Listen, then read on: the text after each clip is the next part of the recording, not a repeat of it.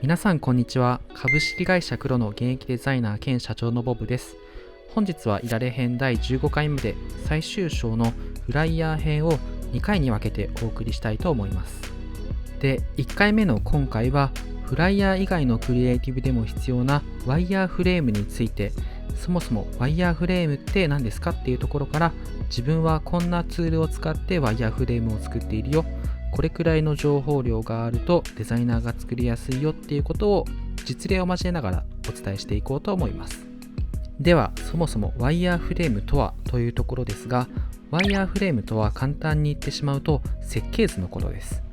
自社のサービスに注力しているインハウスデザイナーは例外ですが、外注でデザイナーがクリエイティブの依頼を受けた際に、デザイナーの人はそれがどんなサービス、キャンペーンなのか事前の知識が全くありません。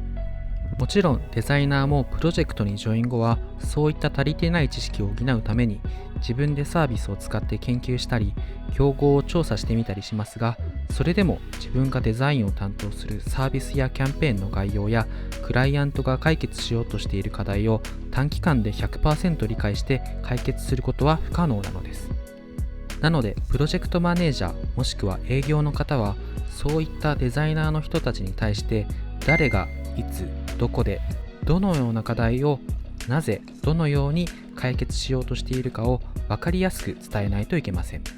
たまに新しくジョインしたてのデザイナーに1時間くらい新規の施策やキャンペーンの話を一方的にしてワイヤーフレームを作らせようとする人もいますが、そんな短期間にサービスの根幹を理解することはできないですし、それはデザイナーに対しての意地悪なのでやめるようにしてください。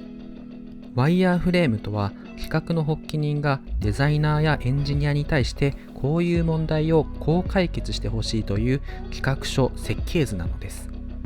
ではどのようなワイヤーフレームが良いのかという話ですが、自分は制作サイドに対して要件定義が済み、なるべく画面設計まで固めつつデザイナーが提案できる余地があるワイヤーフレームがいいと思います。要件定義とはプロジェクトの開発においてどのような機能が必要かがまとまっているドキュメントのことです。画面設計とはユーザーに対してどのような体験をさせたいかを決めた上で、そのユーザー体験を達成させるために必要最低限の要素をまとめてレイアウトをしたドキュメントのことです。自走できるデザイナーはこちらのようにある程度必要な情報、要件を共有していただければ、自分でどのようにすればターゲットが満足してくれるかを考えて提案してくれるので、要件を固めすぎないのも一つのポイントです。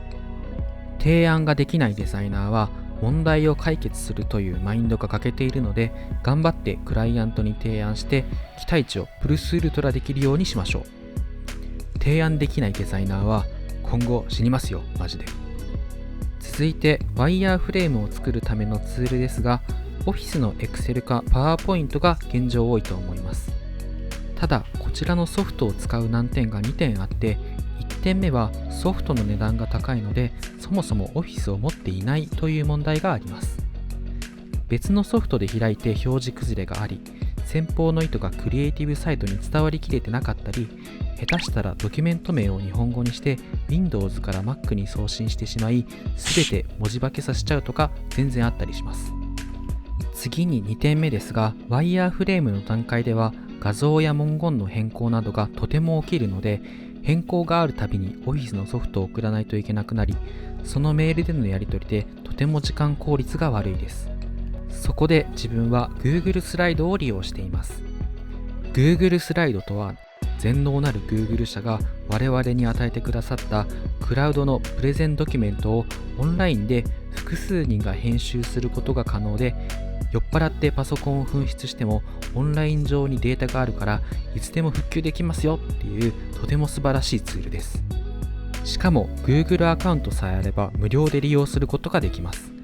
さすがは太っ腹の Google さんですね。感謝です。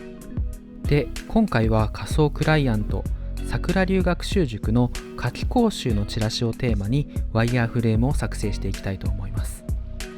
ではまず最初になぜこのクリエイティブを作ることになったのか 5W1H を書いていきます。誰がいつどこでどのような課題をなぜどのように解決していくのか、この時主語を明確に表記しておくのもポイントです。次にフライヤーの内容のテキストを情報属性を分けて記入していきましょう。今回のフライヤーではユーザーの注目を集めるためのキービジュアル、キャンペーンの概要、お問い合わせ詳細の3つの情報属性でテキストを書いていきます。このフライヤーの中のテキストを入れる際にテキストみたいな感じでダミーのテキストをお送りするクライアントさんが多いですが、これだと後から何度も変更になることがあり、この度にデザイナーが稼働することになるので、できれば事前に決めていただいた方がベターです。デザイナーでこのようなテキストのワイヤーフレームをもらった際は、宮沢賢治さんのポラーノの広場を仮で入れておいて、先方に必要な文字数を先行して伝えておくことで、先方からもらった数字が少なかったり多かったりして再度調整しなければいけないということを防ぐことができます。このような感じで情報を分けて具体的にテキストを入れてみました。次にこちら最後ですが、自分がクリエイティブサイドでない場合、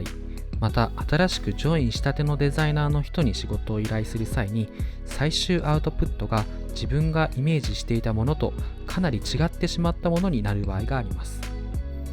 なので、できれば Web で自分が目指しているデザイン表現のクリエイティブを数点見つけてサンプルとして配置しておくと、こちらのような着地点が大きく違うクリエイティブができるということはなくなります。こうして作ってみた Google スライドのワイヤーフレームがこちらです。一応概要欄にリンクを公開しておきます。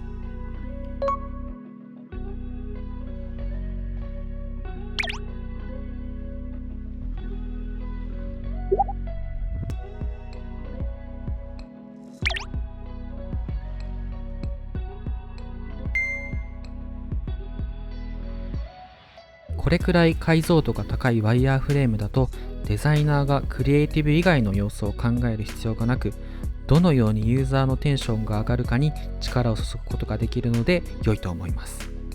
というわけで本日はいられ編最終章フライヤークリエイティブの設計図ワイヤーフレームについてお話しさせていただきました。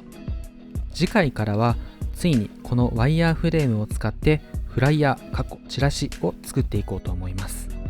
それではご視聴いただきありがとうございました。高評価とチャンネル登録、その他質問事項があればコメント欄までお願いします。以上、ボブでした。皆さん楽しいデザイナーライフを。バイ